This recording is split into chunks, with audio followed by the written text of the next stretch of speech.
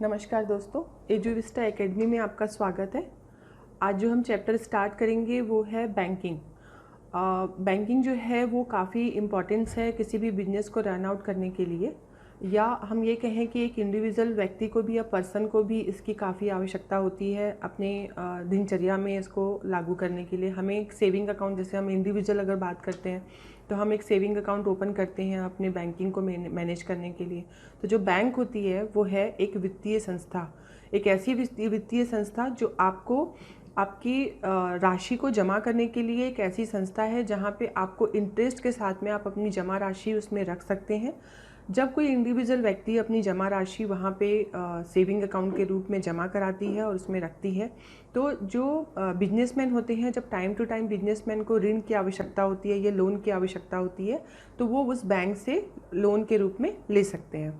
तो जो बैंक हुआ एक ऐसी वित्तीय संस्था हुई जिसके द्वारा आप अपने जमा राशि को टाइम टू टाइम इंटरेस्ट के साथ में उसमें जमा भी कर सकते हैं, और अगर आपको आवश्यकता है तो उसमें से आप विड्रॉल भी कर सकते हैं या निकाल कर अपनी आवश्यकता जो भी आपको आवश्यक है उस धनराशि की, उसको आप कंप्लीट कर सकते हैं। और अगर एक बिजनेसमैन के वे में हम देखते हैं तो ये जो होता है ये काफ़ी इम्पॉर्टेंट होता है एक बैंक अकाउंट का होना। अगर हम बैंकिंग की बात करें तो हमारे पास में दो तरह के बैंक अकाउंट हम बहुत जनरली यूज़ करते हैं। एक है आपका सेविंग अकाउंट जो आपके एक इंडिविजुअल या एक पर्सन के रूप में मैनेज किया जाता है। ये एक सेविंग अकाउंट जो होता है वो किसी पर्सन के द्वारा मैनेज किया जाता है, उसके धनराशि को जमा करने और निकालने के लिए के रूप में यूज़ होता है। दूसरा होता है करेंट अकाउंट। करेंट अकाउंट जो होता है आपका, वो एक बिजनेसमैन अपने बिजनेस को रन करने के लिए बिजनेस के नाम पे जो अपना एक अकाउंट ओपन करता है, जिसमें वो एक कंपनी का या फर्म का नाम होना बहुत ज़रूरी होता है, उसको हम करेंट अकाउंट कहते हैं। करेंट अकाउंट जो रहता है वो हमेशा उस व्यक्ति की बिजनेस की आइडेंटिटी को शो ऑफ करता है, देन उसके बाद ही वो अपने बैंक के ट्रांजेक्शन्स को उसमें कंप्लीट कर सकता है। क्योंकि आजकल सभी कंप्लीट डिजिटल हो गए हैं, पूरा अपने को करना बहुत ज़रूरी है। जीएसटी अब आ गई है तो अपने को चेक से पेमेंट करना है और चेक से पेमेंट रिसीव करना है, तो हमको एक बैंक की आवश्यकता पड़ती है। इसके लिए हमारे पास में जो करेंट अकाउंट होता है, वो जो करेंट अकाउंट रहता है उसमें हमें चेक दिया जाता है बैंक के द्वारा। तो हम टाइम टू टाइम अपने जो सप्लायर होते हैं उनको हम अपना ये जो चेक रहता है वो प्रोवाइड करा सकते हैं, चेक से हम पेमेंट कर सकते हैं। और अब क्योंकि डिजिटल आ गया है तो हम इसको आरटीजीएस के थ्रू भी पेमेंट कर सकते हैं, जिसको हम नेफ्ट के द्वारा भी हम अपने फ़ंड को ट्रांसफ़र कर सकते हैं किसी सप्लायर के अकाउंट में। तो इस तरह से हमें बैंकिंग में बहुत सारी सुविधाएँ हैं जिसके द्वारा हम अपने बिजनेस को बहुत अच्छे से रन कर सकते हैं और टाइम टू टाइम सप्लायर को हम पेमेंट कर सकते हैं। अब एजुविस्टा एकेडमी या टैली 9 जो आपको यहाँ पे जानकारी दी जा रही है उसमें ये बताया जा रहा है कि इन सभी खातों को अगर हम मेंटेन करना चाहते हैं, बहुत प्रॉपरली मेंटेन करना चाहते हैं अपने अकाउंट में, तो हम वो कैसे इन चेक की एंट्री कर सकते हैं टैली 9 में, बहुत बेहतर तरीके से कैसे हम पेमेंट की सारी एंट्री को डिजिटल तरीके से हम टैली 9 में इनकॉर्पोरेट कर सकते हैं। और जैसे हमें मान लो जैसे हमने अपने सप्लायर को पेमेंट किया तो वो हम पेमेंट की एंट्री लेते हैं, इसी तरीके से जब हम अपने किसी कस्टमर से कोई चेक रिसीव करते हैं तो वो चेक जो रिसीव किया हमने वो हम अपने रिसीव साइड पे एंट्री करते हैं। क्योंकि हम ये बैंक देखते हैं और बैंक में हम काफ़ी सारे हमारे अकाउंट होते हैं, तो हम ये जानना चाहेंगे कि हमारे पास में, जैसे मैंने आपको बताया कि सेविंग अकाउंट है, करेंट अकाउंट है, एक होता है हमारा RD account, recurring deposit account. क्योंकि हमारे पास ऐसा होता है कि बैंकिंग में हम अगर सेविंग अकाउंट में हमने अपना कोई अमाउंट डिपॉजिट किया तो वो हम टाइम टू टाइम उसको हम जितना भी चाहें उसको विड्रॉ कर सकते हैं, टाइम टू टाइम उसमें हम जितना भी चाहें उसमें डिपॉजिट कर सकते हैं। तो एक नॉमिनल हमको इंटरेस्ट चार्ज मिलता है आरबीआई के गाइडलाइन से। लेकिन एक आरडी अकाउंट होता है जिसको हम रिकरिंग डिपॉजिट अकाउंट कहते हैं, ये भी सुविधा हमें बैंकिंग के द्वारा प्रोवाइड किया जाता है।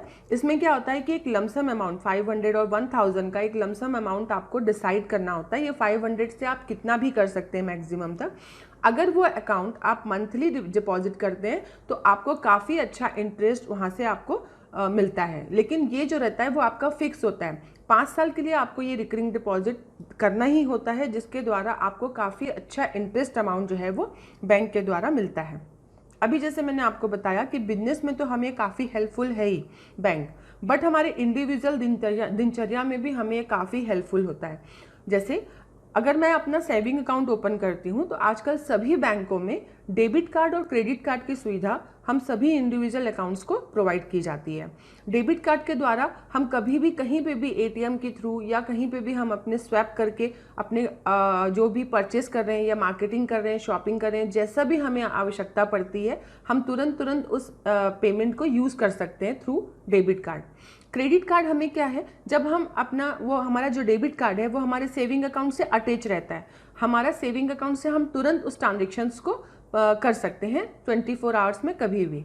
लेकिन क्रेडिट कार्ड, अगर हमें क्रेडिट कार्ड की आवश्यकता होती है, क्रेडिट कार्ड क्या होता है, हमें 50 डेज़ का एक डेज मिलता है, क्रेडिट डेज मिलता है, जहाँ पर हम अपने उस अमाउंट को पे कर सकते हैं वापस बैंक को।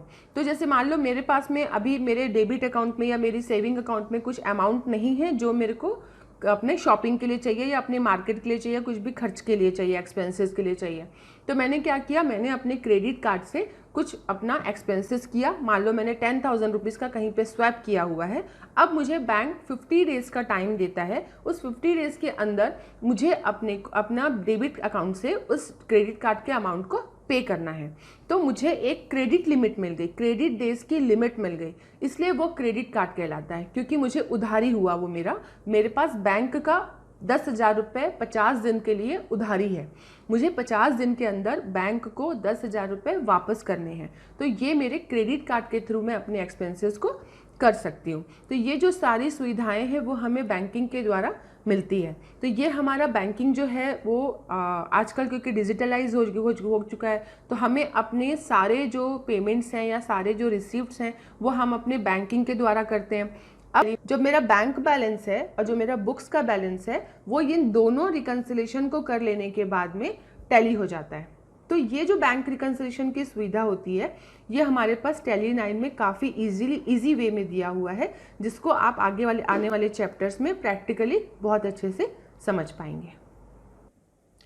अभी आपने देखा कि हमने एक बिजनेस के सिनेरियो में कैसे चेक का मूवमेंट और चेक का पेमेंट एंट्री है या रिसिप्ट एंट्री है या पोस्ट डेटेड चेक है, उसकी हमने एंट्री बिजनेस के सिनेरियो में किस तरह से उसको मतलब एंट्री कर सकते हैं और उसको टैली 9 में हम इनकॉर्पोरेट करके रख सकते हैं। ये सब चीज़ें हमने अभी आपको जानकारी दी।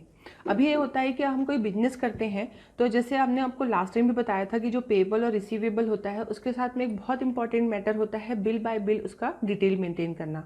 जब हम ये चेक का पेमेंट करते हैं तो ये जो बिल बाय बिल में हमने अपना डिटेल दे के रखा होता है। जब हम आपको लास्ट टाइम भी बताया था हमने कि F11 करके मेंटेन बिल बाय बिल को आपको यस करना है। उसको यस करने के बाद ही आपको कोई भी पेमेंट जब आप करते हैं किसी सप्लायर को, अपने कोई भी पेमेंट आप कर रहे हैं, पेमेंट की एंट्री मारने के लिए जब आप जाते हैं F5 करते हैं, voucher entry gateway of tally में जाएंगे आप, F5 करेंगे, वाउचर एंट्री आएगा। उस वाउचर एंट्री में आपको पेमेंट वाउचर ओपन हो जाएगा F5 करते ही। F5 आपका की शॉट है। जब आप इसको ओपन करते हैं तो पेमेंट एंट्री जो आती है उसमें आप जो पार्टी को आपको पेमेंट करना है उस पार्टी को आप सेलेक्ट करेंगे, उसका लेजर आप सेलेक्ट करेंगे। सपोज आपको JN इंटरप्राइजेस को कोई पेमेंट कर रहे हैं आप, तो आप JN इंटरप्राइजेस को आप डेबिट करेंगे। जिस बैंक से आप पेमेंट करना चाहते हैं, अपने स्टेट बैंक ऑफ इंडिया से, एक्सिस बैंक ऑफ इंडिया, जो भी बैंक आप मेंटेन करते हैं अपने बिजनेस में, वो आपका क्रेडिट हो जाता है। जब आप पार्टी को डेबिट करते हैं तो वो हमेशा जब तक आपका बिल बाय बिल यस रहेगा तो वो पूछेगा कौन से बिल के अगेंस्ट में आप पेमेंट कर रहे हो। तो जो पेमेंट होता है वो आपका दो तरीके से हो सकता है, या तो आपके पास में पहले से कोई बिल जनरेट हो, उसका पहले से आपने उस मटेरियल को, सर्विस को ले चुके हैं उनसे, उसके अगेंस्ट में आप पेमेंट कर रहे हैं, या फिर आप उस पार्टी को एडवांस पेमेंट कर रहे हैं आगे आने वाले फ्यूचर में अपने बिजनेस को रन आउट करने के लिए। जो आप सर्विस या जो आप गुड्स परचेज करना चाहते हैं उसके लिए आप उनको पहले से एडवांस पेमेंट करके रख रहे हैं। ठीक है, तो अगर आपने किसी बिल के अगेंस्ट में पेमेंट करना चाहते हैं तो वो आपका बिल नंबर डिटेल आपको पूछा जाएगा वहाँ पे, उसके साथ आपको एडजस्ट करते हुए ये पेमेंट की एंट्री आपको करनी होगी। अगर आप एडवांस पेमेंट कर रहे हो तो एडवांस में डालने के बाद में आपको उसका डेट देना होगा कि आप एडवांस दे रहे हो इस डेट पर, और नरेशन में उसकी सारी डिटेल्स डालनी होगी। Against purchase order number so and सो, किस परचेज ऑर्डर के अगेंस्ट में आप ये एडवांस पार्टी को पेमेंट कर रहे हो। सेम इसी तरीके से अगर हम देखते हैं रिसीव साइड में जाते हैं, जहाँ पे हमारे रिसीवेबल किसी पार्टी से या रिसीवेबल किसी लेजर से हमारे पास में कोई पेमेंट रिसीव होता है। जब हमारे पास में कोई पेमेंट आता है तब हम उसको फिर से गेटवे ऑफ टैली में जाते हैं। आप चाहें तो नोट कर लीजिए, हम गेटवे ऑफ टैली में जाएंगे, हम वाउचर एंट्री में जब पहुंचते हैं तब हम F6 दबाते हैं। F6 आपका शॉर्टकट की है रिसिप्ट वाउचर ओपन करने के लिए। F6 ओपन करते ही आपका एक रिसिप्ट वाउचर ओपन हो जाता है, जहां पे आपको जिस बैंक में आप रिसीव कर रहे हैं वो बैंक आपको डेबिट करना है। सपोज आप अपने चेक को किसी भी पार्टी से आपको एक चेक मिला है आपकी फर्म के नाम पे, तो अगर आप उस चेक को आप जिस अपने कंपनी में, जिस कंपनी के जिस बैंक अकाउंट में आप लगाने जा रहे हैं उसको आपको डेबिट करना है। आप सपोज आपने स्टेट बैंक में उसको डिपॉजिट किया तो स्टेट बैंक ऑफ अकाउंट आपका डेबिट हो जाएगा। जिस पार्टी से आपको ये पेमेंट आया वो पार्टी लेजर जो रहेगा वो आपका क्रेडिट हो जाएगा। सपोज शांति फाइनेंस से आपको कोई, शांति कंपनी से कोई आपको कोई पैसे आते हैं लेजर से, तो आप उसको क्रेडिट कर देते हैं और डेबिट कर देते हैं अपने बैंक को, और नरेशन में सारी चीज़ें आप उसको इनकॉर्पोरेट कर देते हैं। अब यहाँ पे ये है कि बिल बाय बिल हम कैसे मेंटेन करते हैं। जब हम उस पार्टी को हम क्रेडिट कर रहे हैं जिस पार्टी से हमें ये पेमेंट आया, तो अगर हमने कोई ना कोई सेल उस पार्टी को पहले किया होगा, चाहे वो सर्विस प्रोवाइड किया होगा उस पार्टी को, तो हमने एक बिल जनरेट किया होगा उस पार्टी के नाम पे। तो सेम चीज़ यहाँ पर भी आपको बिल बाय बिल मेंटेन करेंगे, और रिसिप्ट की एंट्री जब आप मारेंगे, इस चेक रिसिप्ट की एंट्री, तब आपसे फिर पूछा जाएगा कि आप इस पेमेंट को किस बिल के अगेंस्ट में एडजस्ट करना चाहते हैं। अगर आप वो बिल को उस पेमेंट के अगेंस्ट में एडजस्ट करना चाहते हैं तो वो आपको बिल नंबर के साथ में एडजस्टमेंट दिखाना होगा। और सपोज कोई पार्टी आपको एडवांस दे रहा है किसी सर्विस के लिए या किसी गुड्स के लिए फ्यूचर के लिए, तो आपको वो एडवांस पेमेंट के रूप में एंट्री करके आपको पुट करना होगा, और नरेशन में सारी डिटेल देना होगा कि sale order so and so dated so and so के अगेंस्ट में आपको ये एडवांस पेमेंट रिसीव हुआ है फ्रॉम कस्टमर। तो इस तरह से आपने दोनों एंट्रियों को डिटेल में देखा। इस तरह से हमने देखा कि एक बैंक में एक बिजनेसमैन के लिए तो काफ़ी सारी अपॉर्चुनिटी है ही, और एक बैंकिंग को हम कितने बेहतर तरीके से अपने टैली 9 ERP में एक बिजनेसमैन अपने पूरे ट्रांजेक्शन्स को मैनेज कर सकते हैं। तो ये हुआ आपका बैंकिंग सेक्टर। इसके बारे में और भी हम आपको इन्फॉर्मेशन देंगे आने वाले सेशन में।